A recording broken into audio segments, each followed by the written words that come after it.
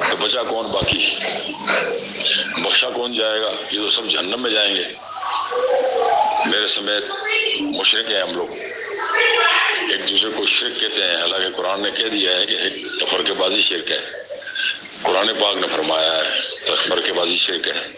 ان چیزوں کی وضاحت ہو جائے، کوئی کرے اللہ کا بندہ تو کتنی اچھی بات ہے، خاص کر یہ فوجی کرے، اس کو بہت سنا ہے میں نے، کافی آتا ہے یہ یوٹیوب پہ بھرا ہوا ہے ماشاءاللہ۔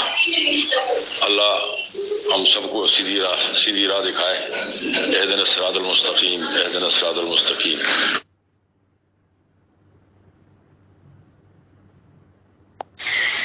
السلام علیکم ورحمۃ اللہ۔ دوسری بات جو انہوں نے اس کلپ کے اندر پوچھی کہ اس طرح تو صحابہ کرام پر بھی فتویٰ لگے گا اور تابعین اور تبع تابعین، کیونکہ انہوں کے اندر سے بھی اس طرح کی چیزیں ملتی ہیں کہ مثلا خالد بن ولید نبی علیہ السلام کے کچھ بال رکھے ہوئے تھے شاید اپنی اس ٹوپی کے اندر، اور وہ سمجھتے تھے کہ ان کی وجہ سے ان کو فتح ملتی ہے، تو سوال ہی پیدا نہیں ہوتا ہے ایسے لوگوں کے اوپر الزام لگانا جو ایمان میں بالکل کھرے تھے۔ اصل میں جب یہ قومیں مشرک بن جاتی ہیں، ان کے عقیدے جب خراب ہوتے ہیں تو پھر وہ اپنے بڑوں پر الزام لگاتے ہیں کہ وہ بھی ایسے ہی تھے، اور خاص کر یہ یہودیوں نے اس طریقے سے کیا، عیسائیوں نے اس طریقے سے کیا۔ جب یہ خود کافر اور مشرک بنے ہیں تو ان کی کتابیں جو تعریف کی انہوں نے، اس کے اندر انہوں نے اس طرح کی چیزیں ڈال دی۔ داؤد علیہ السلام کے اوپر بدکاری کا الزام لگایا، پھر ہارون علیہ السلام کے اوپر شرک کا الزام لگایا کہ وہ جو بچڑا بنایا گیا تھا سب سے پہلے ہارون علیہ السلام نے اس کی نظر و نیاز پیش کی تھی۔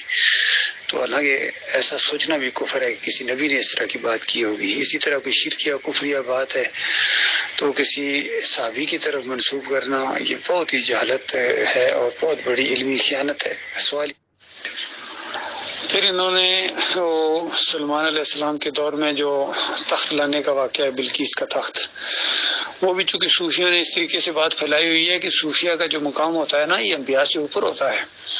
ابن عربی کا وہ شعر پڑھتے ہیں کہ مقاماً نبوتاً فی برزخن فوق رسول و دون الولی، اس طرح کا کوئی، یعنی یہ جو نبی کا مقام ہوتا ہے، مقام نبی کا جو مقام ہوتا ہے یہ رسول سے یعنی تھوڑا اوپر ہوتا ہے اور ولی سے تھوڑا نیچے ہوتا ہے، اس طرح کا انہوں نے ولی کو انہوں نے اوپر کر دیا۔ اور پھر قرآن کی دلیل لاتے تھے کہ دیکھو وہ کام جو سلمان علیہ السلام سے نہیں ہوا ہے یا کسی اور سے نہیں ہوا ہے، وہ ایک صوفی نے وہاں صوفی بیٹھا ہوا تھا۔ تو یہ بالکل اصل میں قرآن کی تعریف ہے۔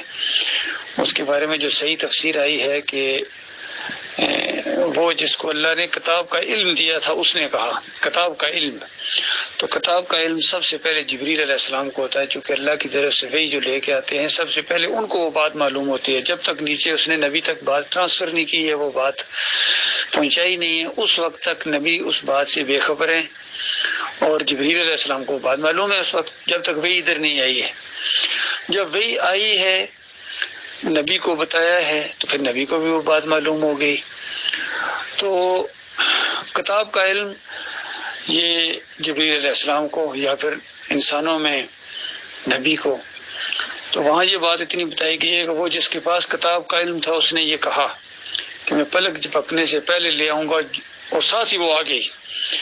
تو اس میں دو تفسیریں اس کی گئی ہیں کہ یا تو یہ جو جنہوں نے کہا تھا کہ میں لے آؤں گا وہ جبریل علیہ السلام تھے، اور جبریل علیہ السلام انبیاء کی محفل میں آتے ہیں تعلیم دینے کے لیے۔ جس طرح ایک مرتبہ بخاری کی روایت ہے کہ ایک صاحب آئے جو بالکل صاف ستھرے کپڑے ان کے تھے، اور وہ مسافر بھی نظر نہیں، یعنی مسافر تھے، یعنی کوئی ان کو پہچانتا نہیں تھا، ظاہر بات اجنبی تھے۔ تو اجنبی جو ہوتا ہے اس کے چہرے سے اور لباس سے پتہ چلتا ہے، تو ایسے بھی نہیں تھے، لباس بھی ان کا بالکل صحیح تھا، ٹھیک ٹھاک تھا، اور کوئی ان کو پہچانتا بھی نہیں تھا، جس پر تھوڑے سے حیران بھی ہوئے صحابہ۔ اور اس نے آ کے 3 سوال کیے، اور سوال کرتے تھے، اور پھر جب نبی علیہ السلام جواب دیتے تھے تو ساتھ ہی کہتے تھے بالکل صحیح کہا آپ نے۔ تو 3 مرتبہ سے بار بار یہی کیا، پھر اٹھ کے چلے گئے. اور صحابہ کہتے ہیں کہ ہم حیران ہوئے کہ سوال بھی خود ہی کرتے ہیں اور تصدیق بھی خود ہی کرتے ہیں. بالکل صحیح کہا آپ نے. تو پھر جب چلے گئے تو نبی علیہ السلام نے کہا عمر جانتے ہو یہ کون تھے؟ تو انہوں نے کہا بھی اللہ جانتا ہے یا آپ کو اللہ نے بتایا ہوگا. تو انہوں نے کہا کہ جبریل علیہ السلام تھے، تمہیں تمہارا دین سکھانے آئے تھے.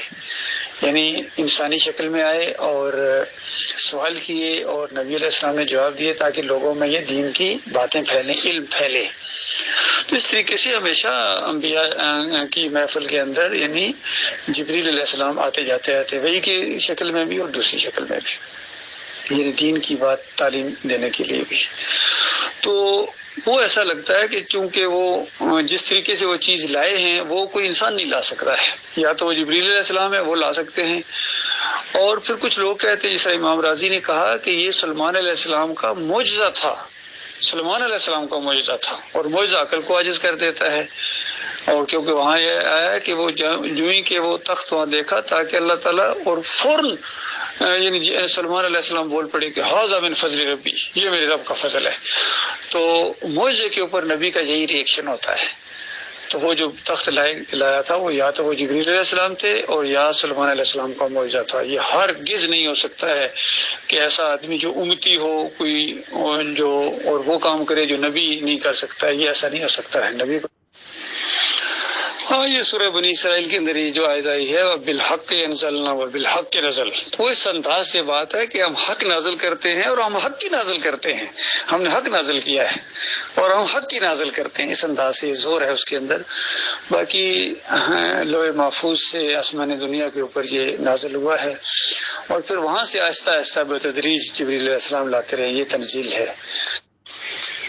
باقی ان کو کہیں نہ کہیں سننے میں کوئی غلطی لگی ہے یا کسی غلط آدمی نے ان تک یہ انفارمیشن پہنچائی ہے کہ یہ کہتے ہیں کہ صحابہ اکرام سے لے کر یہ 1986 تک، یہ بالکل بہت بڑا الزام ہے، بہت بڑا الزام ہے. صحابہ اکرام کا ایمان تو نمونے کے طور پر پیش کیا گیا ہے. اللہ تعالیٰ نے صحابہ اکرام کی طرف اشارہ کیا اور کہا کہ ان کی طرح ایمان لاؤ تب تمہارا ایمان ہے، ورنہ ایمان نہیں ہے. تو ہم کیسے، ہمارا تو ایمان اتنا مضبوط ہے صحابہ اکرام کے لیے اور ان کے لیے ہمارے دل میں اتنی عزت ہے کہ کوئی تصور نہیں کر سکتا ہے. سارے صحابہ عادل ہیں، ہاں مقام ہے ان کے. سارے صحابہ میں سب سے جو نمبر 1 اللہ نے درجہ دیا ہے وہ ابو بکر صدیق رضی اللہ تعالیٰ کو دیا ہے، پھر عمر بن خطاب کا درجہ ہے رضی اللہ تعالیٰ عنہ، اور پھر عثمان رضی اللہ عنہ کا درجہ ہے، اور پھر اس کے بعد علی رضی اللہ عنہ کہتے ہیں کہ ہم اس کے بعد صحابہ کے اندر کوئی درجات نہیں کرتے تھے. دیکھیے مرنے کے بعد کی زندگی کے زیادہ تفصیلات اللہ تعالیٰ نے نہیں بتائی ہیں. آپ امتحان کے اندر ڈالے گئے ہیں، امتحان جب اگر پاس کر لیا تو اس کا ایک نقشہ جو کھینچا گیا ہے کہ آپ کو مرنے کے بعد یعنی روح جب یہاں سے نکلے گی، فرشتے آئیں گے سلام کرتے ہوئے روح کو لے کے جائیں گے عزت اور احترام کے ساتھ، اور وہاں حسب حیثیت اوپر آپ کو جسم ملے گا. عام مومن میں اور شہید میں یہی تو فرق ہے. عام مومن کو وہاں سلا دیا جاتا ہے، صبح شام اس کو اٹھایا جاتا ہے، اس کو ٹھکانہ دکھایا جاتا ہے اور بتایا جاتا ہے تو اگر ایمان نہ لاتا تو یہ جہنم تیرا ٹھکانہ ہوتا، اور اب چونکہ تو مومن ہے اور جب قیامت آئے گی اس کے بعد یہ جنت اللہ نے تیرے لیے رکھی ہوئی ہے. اور وہ کہتا ہے یا اللہ قیامت جلدی آئے، یا اللہ قیامت جلدی آئے. اور شہید جو ہو جاتا ہے یعنی ایمان عقیدے کے لیے اپنی جان دے دیتا ہے تو اس کے لیے وہ اس کا رزق شروع ہو جاتا ہے. وہ جنت کی نہروں کے اوپر جو وہاں اوپر ہیں اس میں آنا جانا شروع کر دیتا ہے. شیلائی کے نیچے قندیلیں ہیں، سونے کے محلات ہیں، بڑے بڑے محل ہیں اس برج خلیفہ سے بڑے، تو اللہ تعالیٰ نے ان کے لیے وہ رکھا ہوا ہے. اور اس کے بعد یہ تو بہت کم ہے اس جنت کے مقابلے میں جو قیامت کے بعد ان کو حصے میں آنے والی ہے.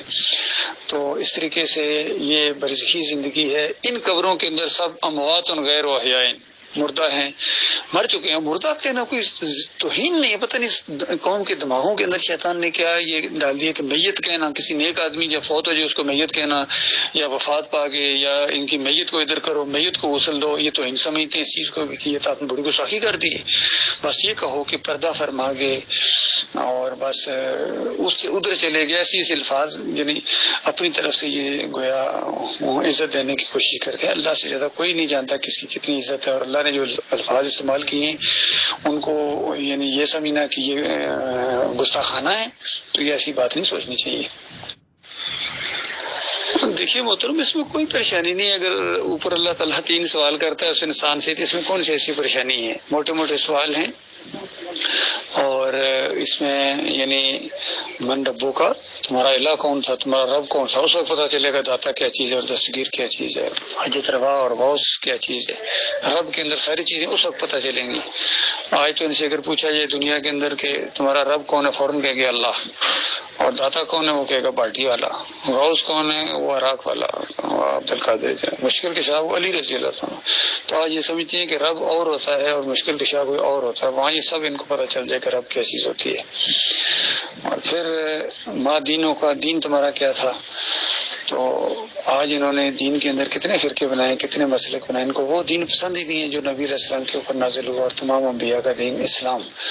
اگر ان کے ایمان عقیدے بالکل درست ہوتے تو یہ فوراً کہتے ہیں تمہارا اسلام ہے. جس طرح آج اگر کسی کو کہا جائے کہ میرا دین اسلام ہے، کہتے ہیں ہاں ٹھیک ہے لیکن آگے بتائیے مسلک کون سا ہے. ہم کہیں نہیں بھائی مسلک تو کوئی نہیں ہے. کہتے نہیں آپ کو چھپا رہے ہیں، بتائیے مسلک. ان کا دماغ ہی نہیں اس چیز کو مانتا ہے کہ جب تک مسلک نہیں بتاؤ گے وہ مسلمان کیسے ہو سکتا ہے.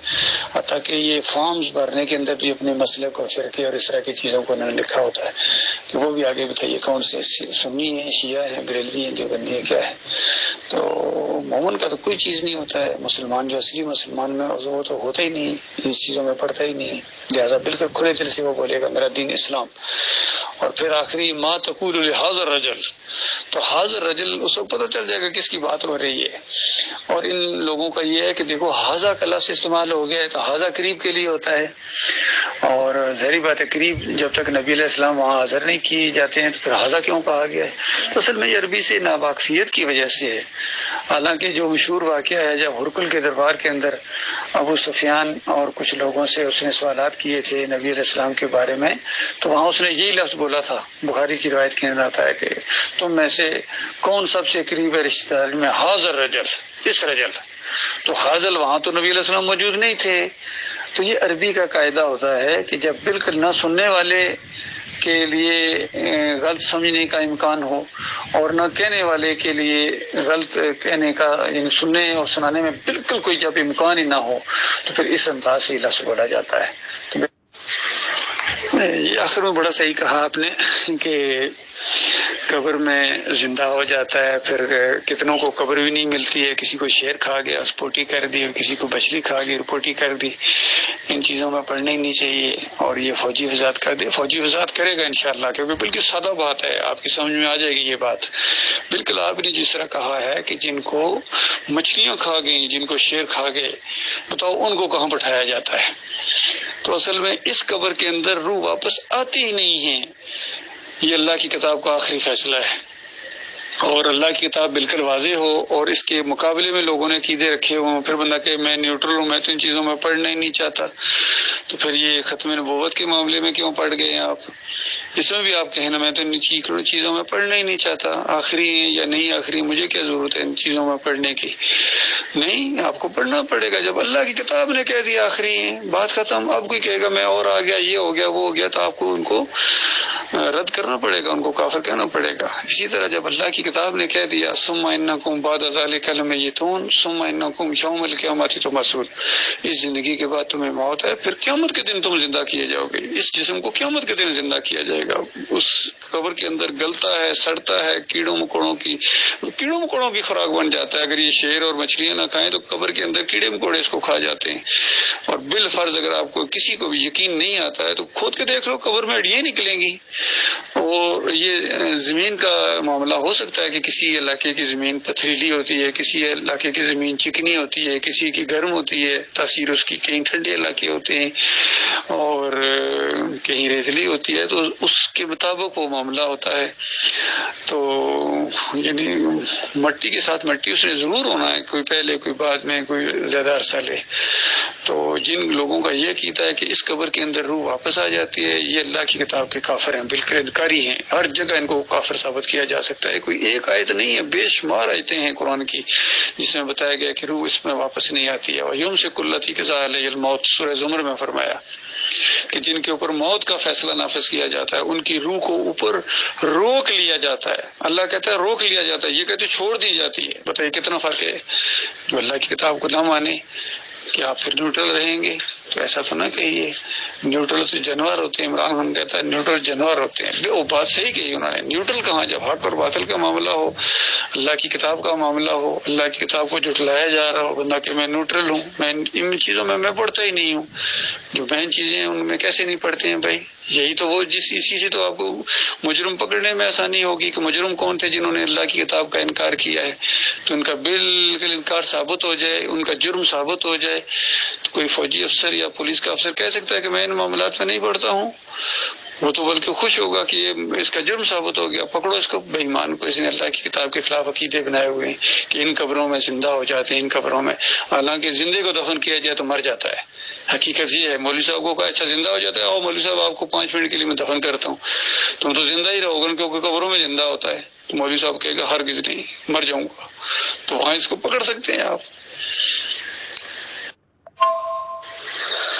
اب تقریباً تمام باتوں کا میں نے جواب دے دیا ہے. اب یہ آخری بات ان کی، یہ تو ہمارے حق میں جاتی ہے بھائی کہ قرآن میں آیا تفرقہ بازی شرک ہے. تو تفرقہ جنہوں نے کیا ہے ان کو کہیں نا، ہمارا تو کوئی فرقہ نہیں ہے، ہم بالکل اسی ایمان عقیدے کے اوپر ہیں جو اللہ کے آخری رسول محمد صلی اللہ علیہ وآلہ وسلم نے جو بیان کیے ہیں. قرآن جو عقیدے بیان کرتا ہے، صحابہ اکرام نے جن عقائد کو اختیار کیا، ہم بالکل اسی کے اوپر ہیں. ایک بال برابر بھی عقیدے کے معاملے میں ہمارا کوئی اختلاف نہیں ہے. اور اس کے بعد جتنے یہ فرقے بنے ہیں ہمارا ان سے کوئی تعلق ہی نہیں ہے. تو جن کا ان کے ساتھ تعلق ہے یہ بات تو ان سے جا کر پوچھیے. کوئی سنی بنا دیا گیا، کوئی بریلوی بنا دیا گیا، کوئی اہل حدیث، کوئی دیوبندی، کوئی سہروردی، نقش بندی، چکڑالی، چشتی اور قادری. تو یہ ان سے پوچھے نا، ہمارا تو ان سے کوئی تعلق نہیں ہے، نہ ہمارا کسی کیا نام ہے سیاسی جماعتوں سے کوئی تعلق ہے. یہ بھی فرقے ہیں، گروہ ہیں، پارٹیاں ہیں، ہمارا ان سے کسی قسم کا کوئی تعلق نہیں. اور ان کا طریقہ بھی مشرکانہ ہے. یہ جمہوریت کا سارا نظام مشرکانہ ہے. نہ ان کے عقائد سے ہمارا کوئی تعلق ہے، نہ ان گروپ سے ہمارا کوئی تعلق ہے، نہ ان کے طریقہ کار سے ہمارا کوئی تعلق ہے.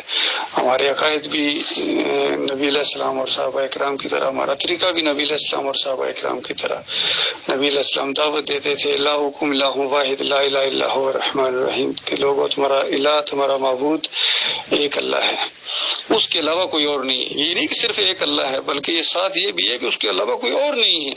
قرآن کا یہ انداز ہے، ہر جگہ جہاں کسی نبی کی دعوت آئی ہے اس نے کہا کہ دیکھو لوگو، اللہ کی بندگی کرو، ما لکم من الہ غیرہ، اس کے علاوہ تمہارا کوئی اور نہیں ہے.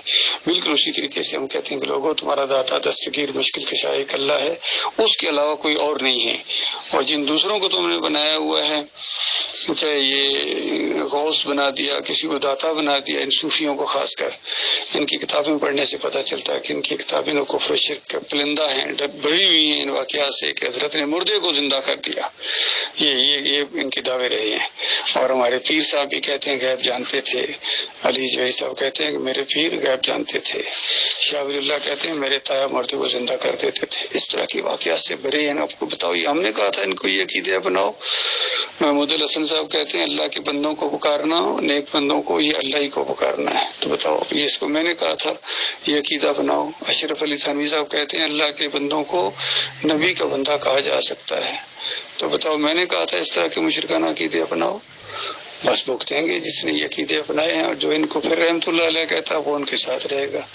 ٹھیک ہے جی، آپ کے ایک کلپ کے میں نے سب سوالوں کے جواب دے دیے ہیں بھائی. غور و فکر کیجیے. اس کے بعد بھی اگر کوئی چیز دل کے اندر اٹھتی ہے تو آپ سوال کریں، چاہے براہ راست میرے سے بات چیت کریں، نمبر آپ کو مل جائے گا، یا اسی طرح ان کے ذریعے کریں، انشاءاللہ آپ کو جواب دیا جائے گا خالص قرآن و حدیث کے مطابق. جہاں تک جو بات ہمیں نہیں آئے گی ہم صاف کہہ دیں گے یہ بات ہمیں نہیں معلوم بھائی.